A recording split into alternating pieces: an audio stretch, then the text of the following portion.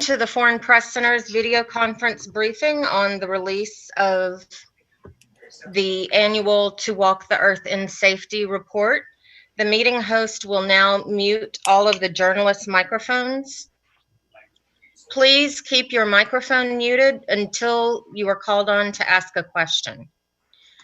You may record the briefing by clicking on the button at the bottom of the Zoom screen that says record.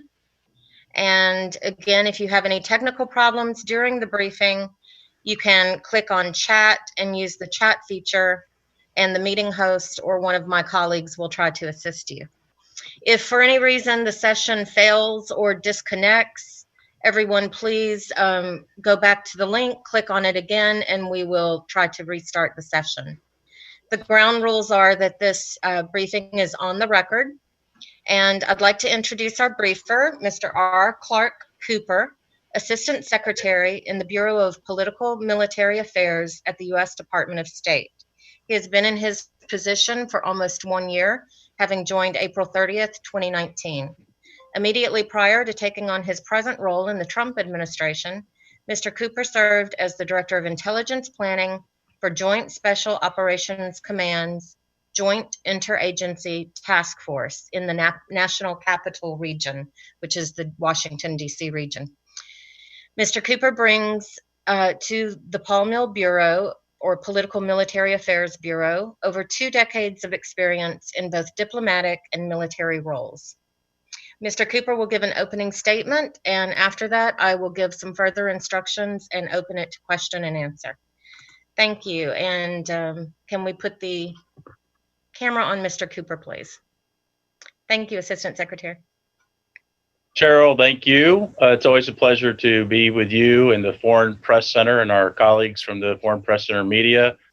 Obviously, we'd all prefer this to be in person, but we're making it work the best we can. So I appreciate everyone's patience as we go through this new way of communicating with each other. And I will be sure to speak in a deliberate fashion as if I'm in a multilateral forum with translators to account for the latency that we may be experiencing as we push forward. What I would like to share today is the very unique story, one of perseverance, survival, and triumph over adversity shown by the survivors of injuries caused by landmines and other explosive remnants of war, and the very brave humanitarian deminers whose work removes these deadly hazards and returns contaminated land to productive use by local communities. This is the story told in the 19th edition of To Walk the Earth in Safety report. Obviously, if we were all here today, you'd be getting a hard copy of this, and you still can get a hard copy of this report. The TWEIS, which we are proud of releasing today, documents the United States' commitment to conventional weapons destruction programs supporting stability around the world. In the opening lines of the TWEIS, I took a particular pleasure in highlighting a very particular aspect, a carefree aspect of my youth, my early teens, that I shared with my younger brother. Both of us served in scouting, and as Eagle Scouts, we explored the great American outdoors without once having to worry about placing a foot on a landmine or any kind of unexploded ordnance, and not having to worry about being any kind of victim of an explosive device. All youth should be able to spend their days with the same freedom to roam and explore their areas around the globe carefree. This is why the United States is proud to maintain a leadership role in this field. The United States, through the Bureau of Political Military Affairs, Office of Weapons Removal and Abatement, is strong and a historic partner for affected states. We are the leader in donor assistance for conventional weapons destruction, including humanitarian demining. Since 1993, for 17 years, the United States provided more than $3.7 billion in assistance for such efforts in over 100 countries. In 2019, the United States had active conventional weapons destruction programs in 58 countries, spanning Africa, the Middle East, South and Central Asia, Southeast Asia, Latin America, and Eastern Europe, and in that same year, in 2019, contributed more than $198.5 million. Let me give you some concrete stories, examples of what was applied in 2019. The United States provided over $24 million to Colombia to continue the survey and clearance of explosive remnants of war and strengthen the capacity of Colombia's National Mine Action Authority. Elsewhere in the hemisphere, the United States supported conventional weapons destruction programs in Central America and Peru to mitigate the risk that illicitly proliferated small arms and light weapons pose to regional and U.S. security interests. In Iraq, the United States contributed $37.5 million in fiscal year 19 to support the clearing of explosive hazards, including IEDs, and continued mine risk education throughout Iraq to facilitate stabilization activity and promote the safe return of displaced persons, including ethnic and religious minority communities persecuted by ISIS. Over 34,000 IEDs and other explosive hazards have been cleared all over the country. For example, in coordination with the Iraqi officials at the local, government, national level, UN agencies, and other stakeholders, one US funded program surveyed, marked, and cleared over 780 explosive hazards from Nineveh, and then over 1,400 explosive hazards across Al Anbar, while all at the same time delivering a combined total of 520 mine risk education sessions to mitigate exposure or the risk of exposure to mine hazards.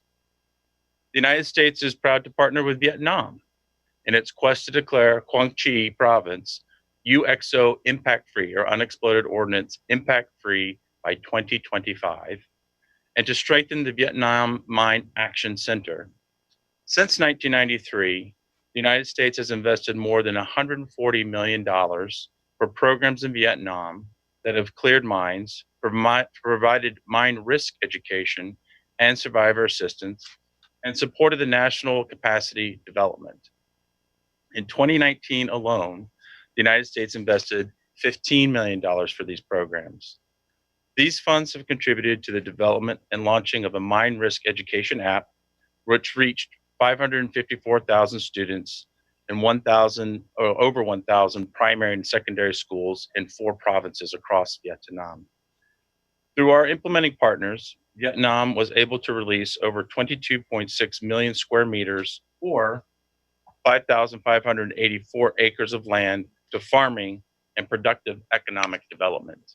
This is bringing resources and land access back into productive use, not just for safe access, but into productive use for community stability.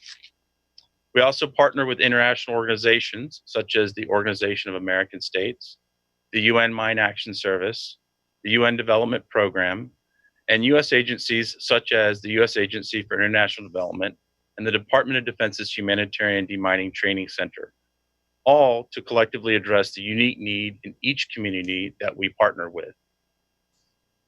Conventional weapons destruction is not limited to humanitarian mine action. Stockpiles of excess, poorly secured, or otherwise at-risk conventional weapons continue to challenge peace and prosperity worldwide. In the wrong hands, small and light weapons fuel political instability and violence, while aging ammunition stockpiles may explode without warning, devastating nearby population centers. Since 1993, the United States has provided more than $489 million in support to conventional weapons destruction activities across the African continent. In addition to ongoing demining activities, we have built, rehabilitated, or otherwise upgraded the physical security of 516 storage facilities across Africa, focusing on sites most vulnerable to attacks. Additionally, in the Africa Great Lakes region, we have supplied 1,590 steel arms lockers that secure arms and light weapons in remote outposts. We destroyed over 312,000 excess small arms and light weapons and over 6,100 tons of excess ammunition or underutilized or unused ammunition further reducing the risk of illicit diversions or accidental depot explosions. Arms traffickers and violent extremists have looted manpads and other advanced conventional weapon systems from unsecured areas, including stockpiles that were once state-controlled in Libya, Syria, and Yemen, making efforts to reduce the threat to aviation even more crucial. Our programs have destroyed over 41,000 at-risk manpad missiles worldwide, and these programs remain critical to preventing further illicit proliferation of these dangerous arms. These are just a few snapshots that are captured here in our annual report. I would like to invite you to read for yourself, particularly stories that we've highlighted out of Albania, Tajikistan, Laos, Angola, and other parts of the world. As you do so, please note the many children we have served through this program so they too can, once again, walk the earth in safety.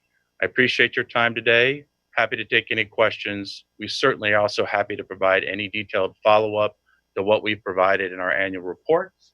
And as I would like to point out as we go through today is that there's a increasing crescendo or trajectory of not only the resources, but the commitment the United States of America has made, bipartisan, not just executive branch, but also our colleagues and our enablers in Congress. This has been a cross-government, bipartisan effort across administrations, and it has been one that has been of an increasing focus and interest to date. Thank you.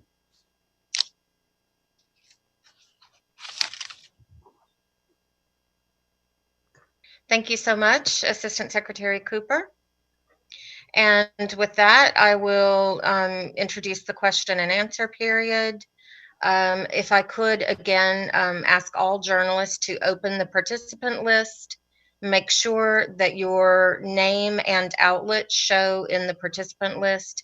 You can do that by hovering over your name, and you will see a box that says more, and then click on rename, and you can change your name and add your outlet there. If you dialed in by phone, then when I call on you, you can unmute by pressing *6 on your dial pad when I call on you. And to ask a question, please click on the raise hand button. And let's see if we have anyone raising a hand first.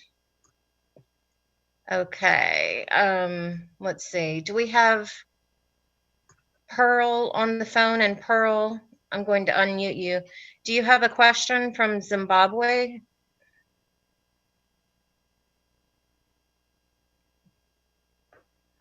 Sure, I can ask a question. Thank you so much for your availability. Can you hear me? Yes, we can. Okay, awesome. Thank you very much, Assistant Secretary. I appreciate your availability. I was taking a look at the significant amount of landmines still existing in Angola. Can you speak a little bit more about any particular challenges that you're facing, any opportunities, any wins, and what is the situation for the rest of SADC, Mozambique, Zimbabwe, and other countries? Thank you so much. Right. So I think one of the challenges you probably are familiar with is the density issue, and that is not just unique to Zimbabwe. That could be inclusive of a number of countries that have been on the list and have been ongoing for demining or abatement activities. That density certainly has impeded not just mobility, it has also impeded economic development. I referenced this in my opening comments, is that our need to be able to address demining is not just to open up spaces for access, and I did focus a lot on that, but it is also opening up spaces to restore it for economic use. So that is a constant challenge that is shared. Where there's opportunity is we have seen countries that have actually established very robust demining centers or agencies. Angola is a good example of that, where they have committed tremendous resources. And so while the United States happens to be the largest contributor or donor to demining in a country like Angola, they have also done a significant amount of resources dedicated to that. And they've not limited it to a defense ministerial or security apparatus. We've seen success in countries like Angola, where their environmental protection or their national lands ministries or bureaus have a role. If one could look at it from a perspective of national parks matter, agriculture matters, and so I would say what we've seen from lessons learned in successful areas has been where demining is not limited to a security apparatus, that it is inclusive of economic development, but it's also inclusive of conservation and land management. And so when you've got an interagency approach to demining, it does put a whole of government focus on the resources, and it does put a whole of government attention on it. It also engenders external interest. I had mentioned that while we are the greatest donor from a state role, there are a number of NGOs and other states that are very much participant in the multilateral fora. And what we have also seen is that if there is a whole of government approach with states, then it also makes it much more attractive for private sector as well as other institutions or of academic interest, or even from a tourism or education interest. So resources beget resources, interest beget interest. But I would say a broad general lesson learned over the past 20 plus years of this work and of this program management has been more whole of government and not limiting demining to the security institutions.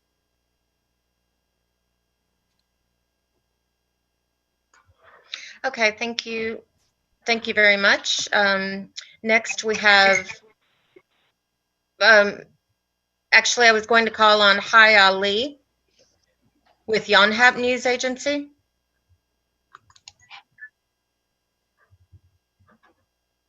Hi Ali, please go ahead, Yonhap News Agency. Hello, can you hear me? Yes. Oh, thank you. Mr. Assistant Secretary, thank you for doing this. I know this isn't relevant to today's discussions, but because this is such a pressing issue for South Korea, I would just like to quickly ask, how close are we to a special measures agreement? And I'm asking because there were reports that the agreement would be announced on April 1st, but that didn't happen. So how close would you say we are to an actual agreement, and when do you expect this to be announced? Thank you. Sure, I appreciate the question. It is you're right to ask it. It is a timely question. Negotiations are ongoing between Seoul and Washington.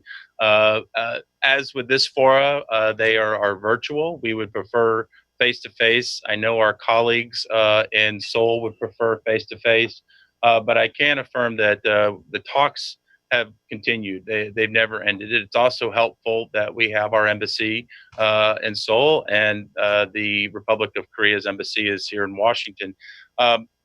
What we need to remember is that where we're at is, while there was focus on early April, the talks are conditions based. The intent is to ensure that the alliance is solidified, that we are in a mutual beneficial space for each other, and that the agreement, when it's done, is one that's equitable. So again, of mutual benefit and an equitable agreement. But what I could tell you right now is that we are still in communication with each other, my colleagues in my bureau, and then of course at the ministerial level and higher. But the important thing is the talks are continuing, looking for mutual benefit and for an equitable agreement for both parties.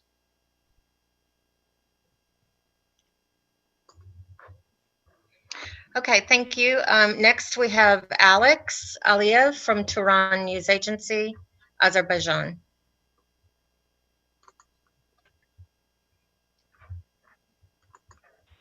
Alex, sorry, I tried to unmute you and it didn't work this time. Go ahead. Right. Can you hear me now? Yes, we can. Yeah, thank you very much. Great to see you, Clark, albeit virtually. Right. Alex, I'm sorry, can you speak up a little bit louder, please?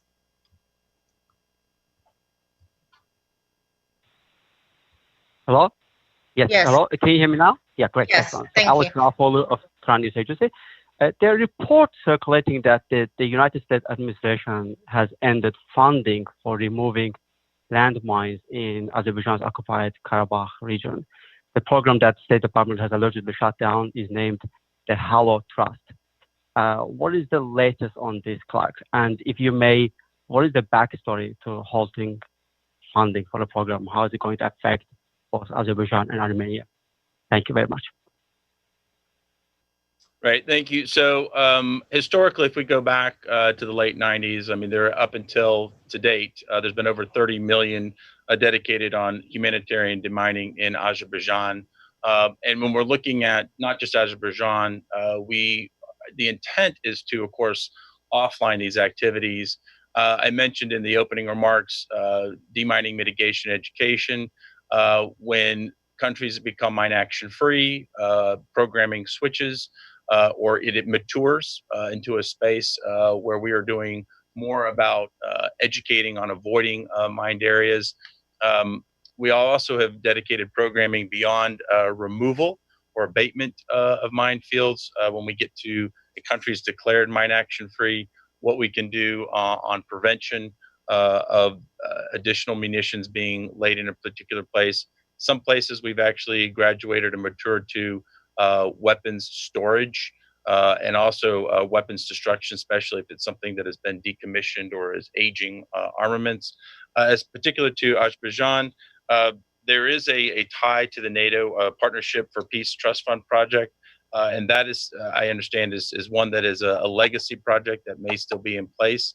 If we fast forward to today, and we're looking at future budgets on a macro, I could tell you that for fiscal year 2021, the Trump administration has put to or focused nearly 240 million for efforts globally. Now, as far as that breakdown, we can give you a follow-up on that. But when we're looking forward, as I mentioned earlier, there's a rise, an increase, what the government has been doing, and the Trump administration has certainly continued that increase globally. But I would offer, whenever there's an adjustment on any particular partner, in many cases, it is an adjustment of what we're doing in the program, either because there's been a maturation with that partner state and what they're doing, or from a regional perspective, there may have been an augmented or identified area of a greater need.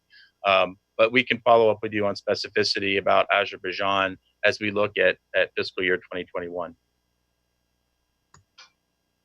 Okay, thank you, Assistant Secretary. Does anyone else have a question?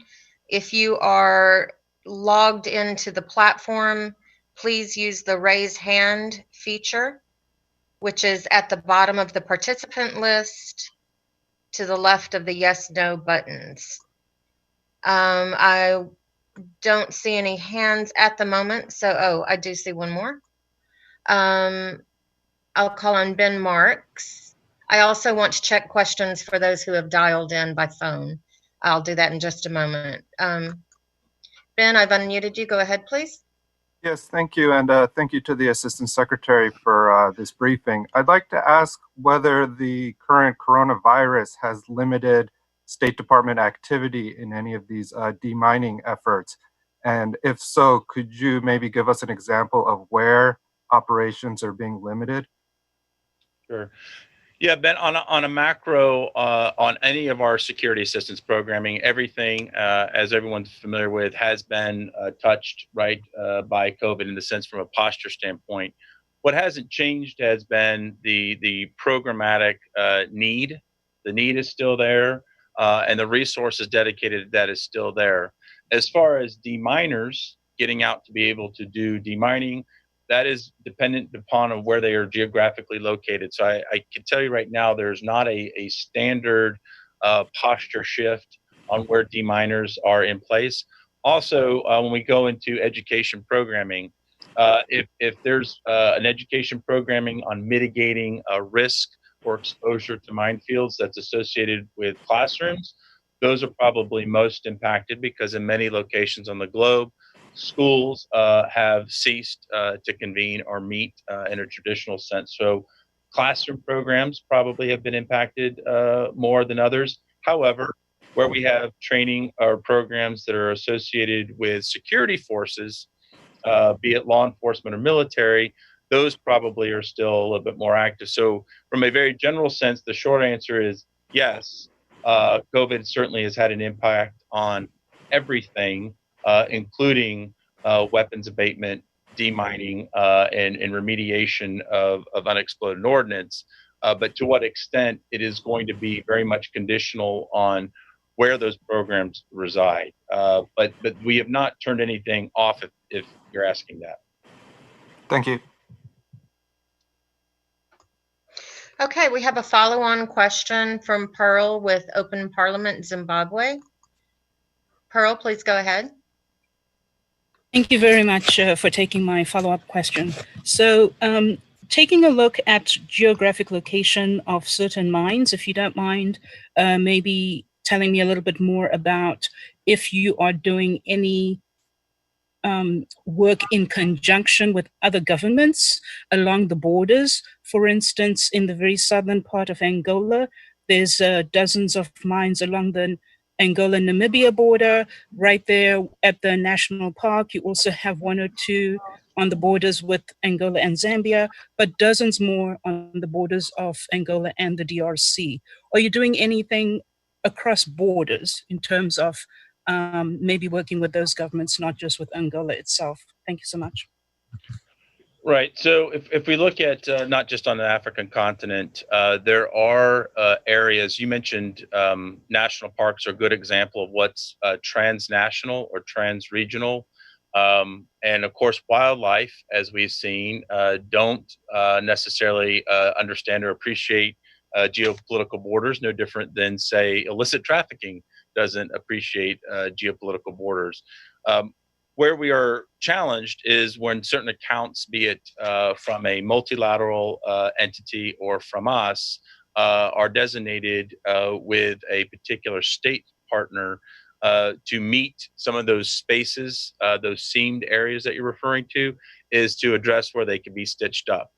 So it's not out of the realm of possible for us on the implementing end to work with a partner and identify an area where a demining field may begin on one state side and where a demining operation may end on another, because we've seen where historic emplacement of landmines have been on previous existing lines or borders.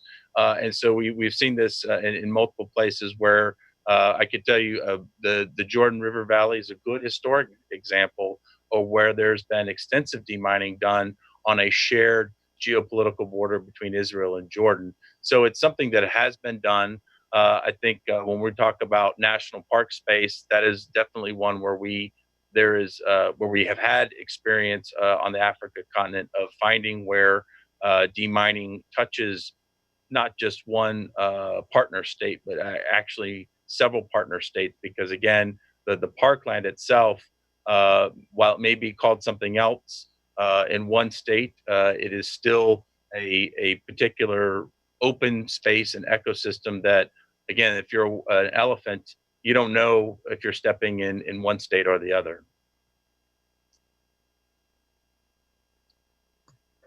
Okay, thank you. I'm going to unmute the people who have called in on the phone. They are not able to raise their hands.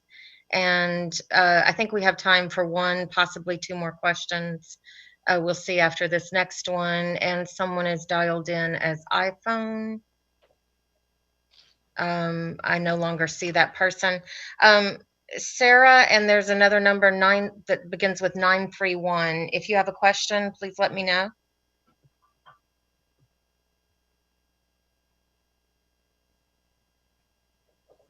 No questions on the phone?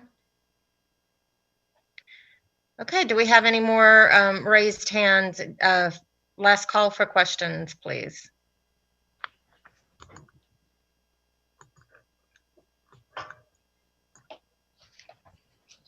Okay, we have no further questions. Thank you so much, Assistant Secretary Cooper, for your time and for coming to brief today.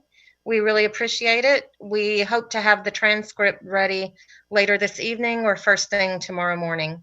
Again, thank you all for joining, and that concludes our briefing. Thank you. Thank you.